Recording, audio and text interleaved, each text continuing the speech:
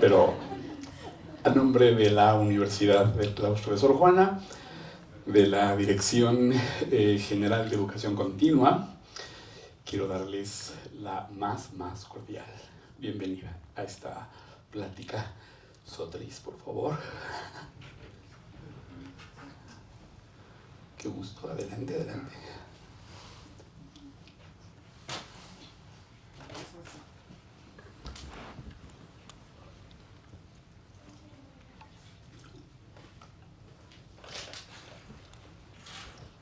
Bueno, sin más.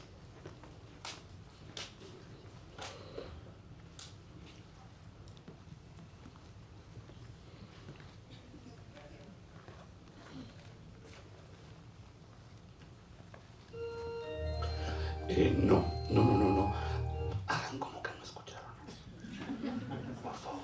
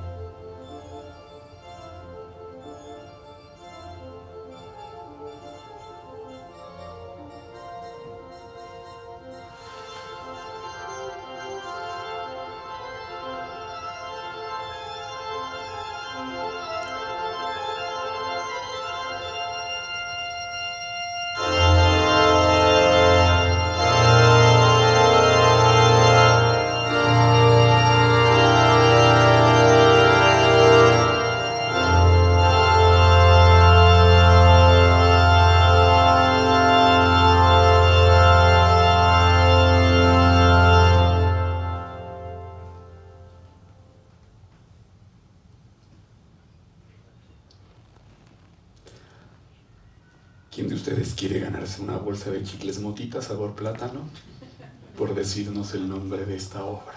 Nuestro Cristo, alegría de los hombres. No, pero se la rifó usted como los grandes y un hombre así merece ser respetado. No. Salmo 94 del Breuge. No, pero te la rifaste más o menos. A ver, ¿qué pasó? ¿Embriones operísticos asexuados de músicos? Con ese conocimiento musical. ¿No conocían la obra? Omar, ¿no conocíamos la obra? Ah, finges. Bueno, si no la conocían, grandioso día, ¿no? Nos gustó. Elena. Rolón, ¿no? Yo quiero pensar que les causó algún asombro, aunque solo sea por ese fluir incesante, tira. Necesita condición, ¿no? Una obra muy difícil. Tal vez aquí la palabra más importante sea precisamente asombro. Estamos escuchando la tocata, bueno, ya no estamos escuchando, escuchamos la tocata de la Quinta Sinfonía para órgano de Charles-Marie Widor, compositor francés de la segunda mitad del siglo XIX, una época llena de grandes organistas, sobre todo en Francia. Sí, seguramente más de uno o de una de ustedes estará preguntando, ¿y eso qué tiene que ver con Juan 1:10? ¿No? Bueno, más de lo que podríamos imaginar. Antes, pues aclaremos el contenido, seguramente lo buscaron en cuanto vieron que ese era el nombre de la conferencia, y recordarán que dice: en el mundo estaba, y el mundo fue por él, el mundo por él fue hecho, pero el mundo no le conoció, ¿no? Del Evangelio de Juan, que sabemos que pertenece a los 4 evangelios canónicos, pero dentro de estos 4 evangelios canónicos es el único evangelio teológico. Recordamos que el de Marcos, el de Mateo y el de Lucas son evangelios sinópticos. El único evangelio que se propone el problema de tratar de demostrar la divinidad de Jesús es el evangelio de Juan, ¿no? Pero, ¿qué tiene que ver esto? ¿Le gustó la obra, Gabriela? Un rolón, ¿no? Un rolón. ¿Qué tiene que ver con esto? Bueno, está relacionado indiscutiblemente con esto. No vengo ebrio. O cuando menos no de alcohol, ¿no? De otras cosas, sí. ¿Qué es esto? Una flauta de pan, conocida también como zampoña o siringa, ¿no? Es aquello en lo que se convirtió el cuerpo de una ninfa llamada Syrinx. El mito griego nos dice, y si no saben de mitos, ya saben, aquí damos un curso rifadísimo de mitología griega. Infórmense, inscríbanse.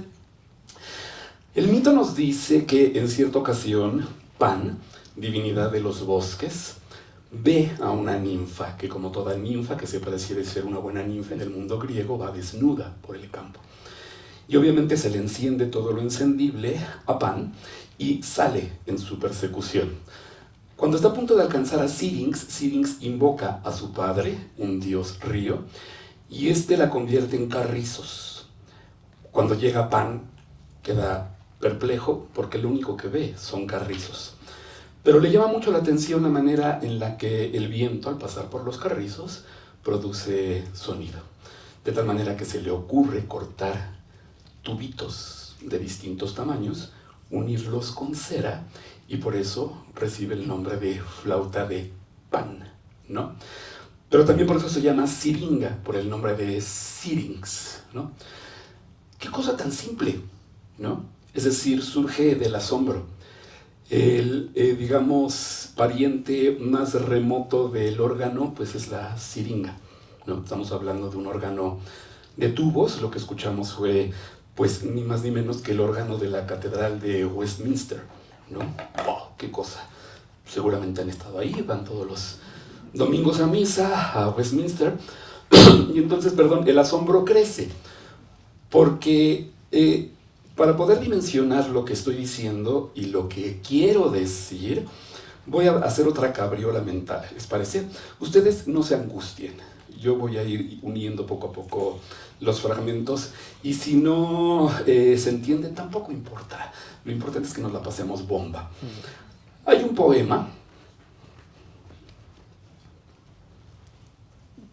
Ahí está. Con orden, ¿no? De Jorge Luis Borges, que viene en su colección de poemas que lleva por nombre Historia de la Noche. Ese poema se llama Las Causas. Saquen los pañuelos, van a llorar. Dice Borges: los ponientes y las generaciones, los días y ninguno fue el primero. La frescura del agua en la garganta de Adán, el ordenado paraíso, el ojo descifrando la tiniebla, el amor de los lobos en el alba, la palabra, el hexámetro, el espejo, la torre de Babel y la soberbia, la luna que miraba en los caldeos, las arenas innúmeras del Ganges, Chuan Tzu y la mariposa que lo sueña, las manzanas de oro de las islas, los pasos del errante laberinto, el infinito lienzo de Penélope, el tiempo circular de los estoicos, la moneda en la boca del que ha muerto, el peso de la espada en la balanza, cada gota de agua en la clepsidra, las águilas, los fastos, las legiones, César en la mañana de Farsalia, la sombra de las cruces en la tierra, el ajedrez y el álgebra del persa, los rastros de las largas migraciones, la conquista de los reinos por la espada, la brújula incesante, el mar abierto, el eco del reloj en la memoria, el rey ajusticiado por el hacha, el polvo incalculable que fue ejércitos, la voz del ruiseñor de Dinamarca, la escrupulosa línea del calígrafo, el rostro del suicida en el espejo, el naipe del taur, el oro ávido. Las formas de la nube en el desierto, cada arabesco del calidoscopio, cada remordimiento y cada lágrima, se precisaron todas estas cosas para que nuestras manos se encontraran. Ay, cachito, qué cosa, ¿verdad? El libro, lo sabemos, se lo dedica a quien fue su secretaria y su esposa, María Kodama. ¿Les han dedicado algo así? Entonces, no vale la pena, ¿no? ¿Por qué lo menciono? Porque las causas, la última frase es maravillosa, ¿no? Se precisaron todas esas cosas para que nuestras manos se encontraran. Pero a su vez, cada mención que hace Borges, hay que recordar que Borges él mismo lo dice en un ensayo sobre la ceguera que está contenido en el último de sus libros, llamado 7 noches, que fueron 7 conferencias que dio hacia el final de su vida. Borges dice que comenzó a quedarse ciego desde que nació, progresivamente fue perdiendo la vista. De tal manera que solo es una hipótesis personal. Quiero pensar que fue por eso que desarrolló esta técnica en sus poemas de la enumeración. Recordarán, en sus poemas enumera una enorme cantidad de cosas, como en un esfuerzo desesperado por aferrarse al mundo que se le está yendo visualmente. La luz lo está traicionando, ¿no? Y la única manera de mantener la certeza de las cosas es repitiéndolas, enumerándolas, ¿no? Pero no enumera cualesquiera cosas, Borges. Cada una de estas cosas es como una semilla de mostaza. ¿Alguien ha visto las semillas de mostaza? ¿Seguros? ¿Seguras? Sí. Son diminutas, ¿verdad? A ver, déjeme ver si traigo una por aquí. No, esta no. Esta es una semilla de mostaza. ¡Qué impresión! ¿Verdad? Omar casi está sufriendo un derrame cerebral, ¿no? Al ver el tamaño de una semilla de mostaza. Lo curioso es que mucha gente ha escuchado la famosa parábola de la semilla de mostaza de los evangelios, pero le importa un reverendo pito a qué se refiere con la semilla de mostaza, ¿no? No busca nada, o sea, son palabras, se convierten solamente en palabras. Esto no son palabras, cada pequeño enunciado es como una semilla de mostaza. No, eso lo vamos a ver al final. No sé si han visto el tamaño de un árbol de mostaza, porque no sé si saben que ese grano se convierte en árboles, ¿no? O de dónde creen que sale la mostaza, ¿no? Entonces, son árboles inmensamente grandes y frondosos. Uno no puede creer que algo tan pequeño pueda desarrollarse a esos niveles. Bueno, lo mismo sucede, digamos, con cada uno de estos enunciados, ¿no? Cada uno de estos enunciados es como una pequeña semilla de mostaza que se podría desarrollar al infinito, porque Borges resume en una sola frase acontecimientos cargados de muchos significados. Pero lo que quiero resaltar, independientemente de eso, en este instante, es esta idea de se precisaron todas esas cosas para que nuestras manos se encontraran. Si regresamos al ejemplo de la música, sucede lo mismo. ¿Qué tenemos? Pues una simple idea, como una pequeña semilla de mostaza. Tira, tira, tira, tira, tira, tira, tira, tira, tira. Y cómo la va desarrollando, y la va desarrollando. Así, ¿no? ¡Qué necedad! Ahí está, perdón. Wow. Es casi bobo, infantil, ¿verdad? Es que tic-tac, tac, tic-tac, tac, tac, tac, tac, tac, tac, tac, tac. Nada más. Y lo único que hace es ir cambiando los colores armónicos del diseño rítmico melódico que está desarrollando. Sí veo rostros de asombro porque están poniendo ahorita así la cara de mi perro, de Simón. Cuando entra en los pedales es glorioso, ¿no? Adquiere una enorme profundidad. Y arriba sigue. Y avanza, avanza. Ven, se va ramificando.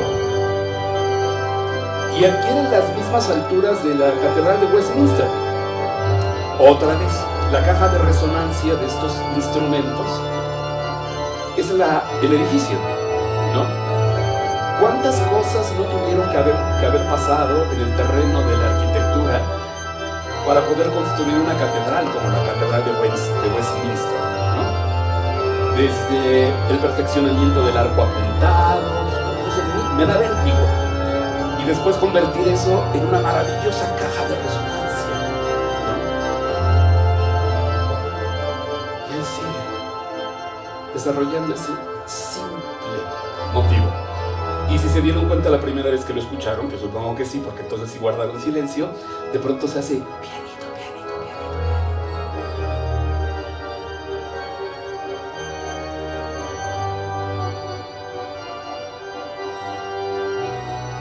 ¿Saben que desde el siglo XVII, no había instrumento más complejo inventado por el ser humano que este tipo de órganos? No había otro instrumento más complejo en la historia de la humanidad. Allá se va. Wow. Y comienza poco a poco. Todos los descubrimientos, los avances en el terreno de descubrimiento de materiales, tecnología, formas de obtener sonido, desde que a Pan... Ya me robaron mi flauta. Desde que a Pan se le ocurrió hacer algo tan simple como esto. Qué increíble, ¿verdad? ¿Qué es esto metafóricamente? Una semilla de mostaza, ¿no? Eso nos gustó, ¿verdad?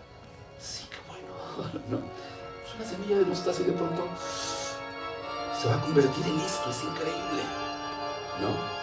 Y nos lleva a pensar una vez más en cuántas cosas no tuvieron que suceder para que podamos escuchar esto, en todos sentidos. Toda la tecnología que se tuvo que desarrollar a nivel de electrónica para que en una grabadora, en un disco compacto, con bocinas, podamos tener aquí esta experiencia sin necesidad de ir a Westminster, ¿no? ¿Se pueden imaginar todo lo que tuvo que suceder en el terreno del diseño para diseñar las partes de un órgano?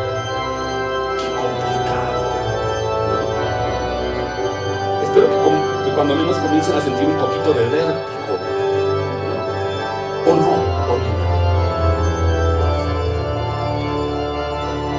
Lo que estoy tratando de rescatar a la hora de echarles ablandador en la circunvolución cerebral es su capacidad de asombro. Decíamos en la mañana en un programa de radio, ahora la gente utiliza con mucha frecuencia la palabra ¡oh, es maravilloso! ¡Ah, qué maravilloso! ¡Oh, maravilloso! Pero maravilloso significa que produce asombro. Eso es lo maravilloso, lo que produce asombro. me consta que si algo la gente menos experimenta en la actualidad es asombro. Y lo hemos dicho muchas veces, si uno deja de experimentar asombro, va perdiendo poco a poco su capacidad para transformar el mundo. Transformar el mundo, ¿no?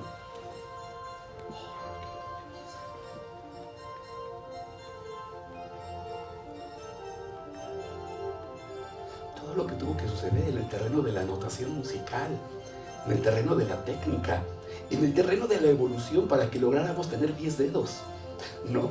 Y dentro de esos 10, cada 5 un dedo opuesto, ¿me explico? Que permitiera hacer esas cosas, es un milagro de la creación, ¿no?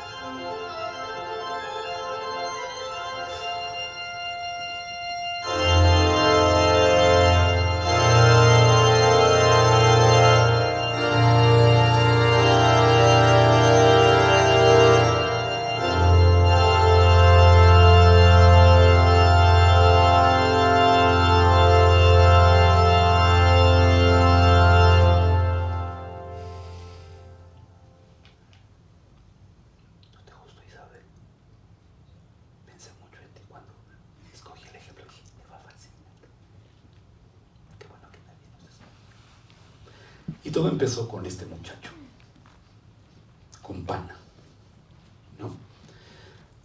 ¿No les encanta esta obra de Gustave Moreau?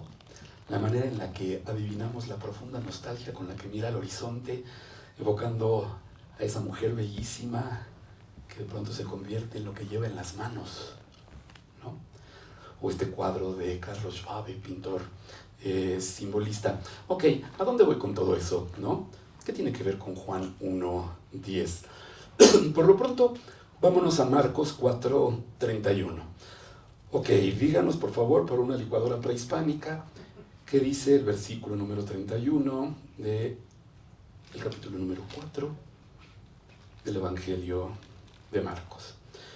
Pues habla precisamente de eso, de la semilla de mostaza. Ok, leo.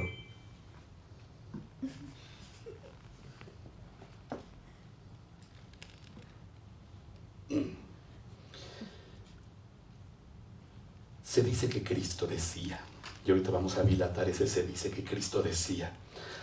¿A qué haremos semejante el reino de Dios? Es decir, ¿con qué podríamos comparar el reino de Dios, no? Que otra vez escuchamos y decimos, oh sí, cómo no, el reino de Dios. No, a ver, quisiera que leyeran de verdad este fin de semana, el próximo fin de semana, los 4 evangelios y que subrayen la enorme cantidad de veces que se habla del reino de Dios. Es lo que viene a predicar Jesús, el advenimiento del reino de Dios. Pero nadie se pregunta, ¿y qué es eso del reino de Dios? ¿No? ¿Qué es el reino de Dios? Y sobre todo cuando dice, oigan, perdón, ya sé que parece que estoy predicando, ¿verdad? En verdad os digo de nuevo, hermanas, hermanos, que no estoy predicando, ¿no? ¿Pero a qué se refiere con el reino de Dios? Sobre todo cuando dice, el reino de Dios está entre vosotros. O sea, ahí está, no es algo que va a sobrevenir, está ya aquí. Y claro, la gente se pregunta, ¿y por qué no lo veo? Y ayer me oyó, ¿no? Y entonces dice, ¿a qué haremos semejante el reino de Dios? ¿O con qué parábola lo compararemos? Es como el grano de mostaza que cuando se siembra en tierra es la más pequeña de todas las semillas que hay en la tierra. Pero después de sembrado, crece y se hace la mayor de todas las hortalizas y echa grandes ramas, de tal manera que las aves del cielo pueden morar bajo su sombra. ¡Ay, qué imagen tan bella! ¿No? Ok, muy bien. Vamos a regresar después a esto, pero ahorita quiero ir a esto otro. Nuestra plática pasada estuvimos reflexionando sobre la última cena. Y sobre todo sobre la última cena de Leonardo da Vinci. Y nos estábamos preguntando quiénes eran los personajes que estaban ahí, porque la gente, lo decíamos, pues las abuelitas tienen su última cena en su sala, en su comedor más bien, ¿no? Pero nadie se pregunta, ¿quiénes son esos 12 compadres? ¿Me explicó? ¿Quiénes conformaban el Dream Team de Cristo, ¿no? Sí, sabemos que uno de ellos tal vez era Pedro, otro era Mateo, otro era Juan, a Tomás por incrédulo medio lo recordamos, pero ahí ya comienzan los problemas. Y sobre todo, ¿quiénes eran y por qué fueron escogidos por Jesús para formar parte de ese grupo selecto de discípulos? Pero ahora quiero concentrarme en él, ¿no? hoy. Porque tampoco la gente se pregunta, bueno, ¿y quién fue? ¿No? ¿Cómo sabemos de él? No te nos vayas, Carolina, no te nos vayas. ¿Cómo sabemos de este personaje? Bueno, pues la primera mención la encontramos en los evangelios, ¿no? Ya hablamos un poco acerca de eso. El evangelio de Marcos. Según la filología, el primero de los evangelios escritos fue el de Marcos. Y la gente dice, oh sí, Marcos, ¿no? Yo digo, oh sí, Marcos, porque es mi santo patrón, 25 de abril, ¿no? Y porque atrás del lugar donde nací, pues está San Marcos también. Y no sé si todavía se siguen escuchando las campanas de la iglesia de San Marcos. Tan, tin, tan, tan. ¡Wow! Algo que quedó sembrado en mis frágiles y tiernas circunvoluciones cerebrales. Pero ¿quién fue Marcos? Pregunta de maratón 2 kilómetros. ¿Marcos fue un apóstol? Les doy 3 opciones. Opción A, no. Opción B, no. Opción C, no. No fue un apóstol. Y entonces, ¿cómo supo Marcos? Es decir, la pregunta es, ¿cómo supo Marcos acerca de eso que escribió? ¿Quién le dijo? Pero tampoco nos preguntamos eso. ¿Quién le dijo a Marcos? Pedro. Pedro. Se supone que quien le dijo fue Pedro, porque era gran amigo de Pedro y era seguidor de Pedro. Y entonces, al parecer, Pedro de primera mano